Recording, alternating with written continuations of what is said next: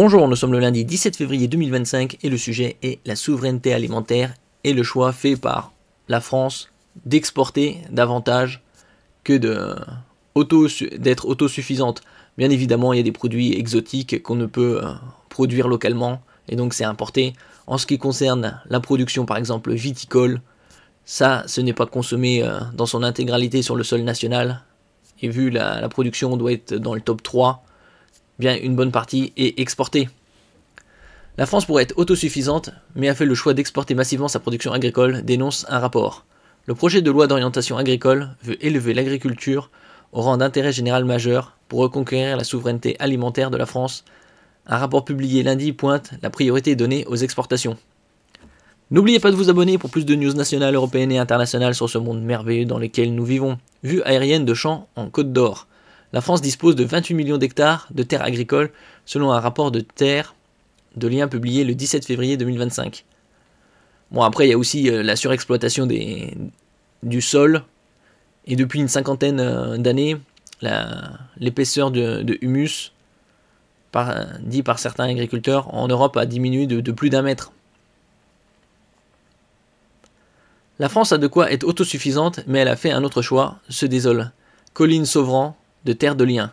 Un mouvement fondé il y a 20 ans pour faciliter l'installation de paysans bio qui publie lundi 17 février un rapport sur l'état de la souveraineté alimentaire en France. Le paradoxe, c'est qu'on a 28 millions d'hectares de terres agricoles en France. C'est bien assez pour nourrir l'ensemble de la population française qui est actuellement aux alentours de 67-68 millions d'habitants. Mais il y a 8 millions de personnes en situation de précarité alimentaire en France et on a des agriculteurs qui ne vivent pas de leur travail. Certains touchent 450, 500, 600 euros par mois, alors qu'ils travaillent aux alentours de 70-80 heures. La faute selon l'association à la priorité donnée aux exportations, en tête desquelles les céréales et le vin. Bon, comme je disais précédemment, le vin est produit à aux alentours de 45 à 50 millions d'hectolitres, plus ou moins, ça dépend des années, qui a fait chuter la France du 2e au 6e rang mondial en 2022. 43% des terres agricoles françaises produisent pour l'exportation, indique Colline Sauvrand. On consomme de plus en plus d'aliments transformés, or beaucoup de composants sont importés. Le rapport cite par exemple un poulet sur 2 importé, 40 millions de fruits, un tiers des légumes.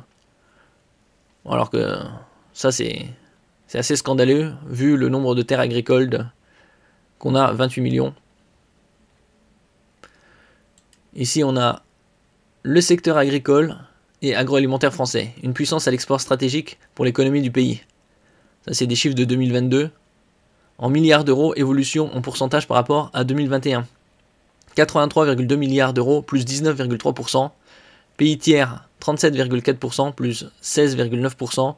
Union européenne, 45,8 milliards d'euros, plus 21,4%. Bien évidemment, l'Union européenne, c'est le premier partenaire. C'est le plus proche. La France est en 2022 le 6e exportateur de produits agricoles et agroalimentaires mondial avec une part de marché stable à 4,5%, ou à peu près un 20e. Ici on a les balances commerciales par filière, produits bruts 21,9, produits transformés, tout ça c'est en milliards d'euros, 42, vins et spiritueux 19,3. Et ça aussi, ça c'est en 2022 en millions d'euros. Par secteur, céréales, produits d'épicerie, les produits laitiers, viande et produits carnés, produits et légumes, oléagineux, animaux vivants et génétiques, pêche et aquaculture, sucre, autres, bois dérivés, biodiesel. Ce constat concerne également le niveau de transformation de notre alimentation, explique Colline Sauvrand à France Culture. Dans ces aliments transformés, beaucoup de composants sont importés. Par exemple, la moitié du beurre qui compose les aliments transformés est importé. Alors qu'on a l'un des cheptels les plus importants, voire peut-être même le plus important, en vaches laitières d'Europe. Merci pour votre écoute et à la prochaine.